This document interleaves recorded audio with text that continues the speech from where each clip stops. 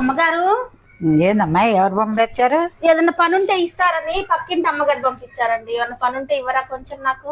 నువ్వు పని చేస్తావా నాకు? ఏ పనైనా చేస్తాను అమ్మగారు. ఇల్లు ఉడిస్తే 2000 తీసుకుంటాను. ఏది నీ పోనేది? నువ్వు నాకు పని చేస్తావు. గిన్నెలు కడిగినందుకు 4000 తీసుకుంటాను. ఇది నీ పోను, ఇది నా పోను. పక్కింట్లో చాడీలు చెప్పినందుకు 20000 తీసుకుంటాను అమ్మగారు. మీకు ఏ పనికి కావాలంటే ఆ పని చేస్తాను. పక్కింట్లో కప్పులు నాకు తెచ్చి చెప్తే డబ్బులు ఇవ్వాలి నీకు. 20000 నెలకి. ఎందుకమ్మా నాకు ఆ తలనొప్పి? వాళ్ళ ఇంట్లో నాకు చెప్పడం ఎందుకు? నాకు తలనొప్పి రావడం ఎందుకు? కొంతమంది అలా ఉంటారండి, మీకు తెలీదు. అలా అది తగ్గిచ్చేద్దాం. సరే అది తగ్గిచ్చేద్దాం. ఇంకెంత ఇవ్వాలి? ఇల్లు ఉడిచినందుకు 2000, గిన్నెలు కడిగినందుకు 4000, 6000 ఇవ్వండి ఆంటీ. ఓహో, కప్పుర్లకు మాత్రం ఎక్కువ ఇవ్వాలి? 20000 కబుర్లకు మాత్రం, తగ్గించేది ఏం లేదు. అవునా? ఒక్కొక్క పనికి ఇంత? అంతే. మా అబ్బాయి బట్టలు ఐరన్ కూడా చేయాలి, దానికి మళ్ళీ ఎక్స్ట్రా. అవునా? ఎక్స్ట్రా పని పెంచే కొద్ది ఎక్స్ట్రా అమౌంట్ కావాలి. ఒక్కొక్క పనికి ఇంత అని? అంతే. వంట చేస్తే ఎక్స్ట్రా?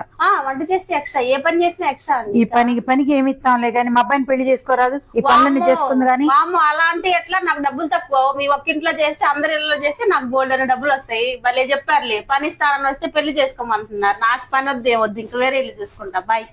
పెళ్లి చేసుకోమంటే పారిపోతుంది పిల్ల.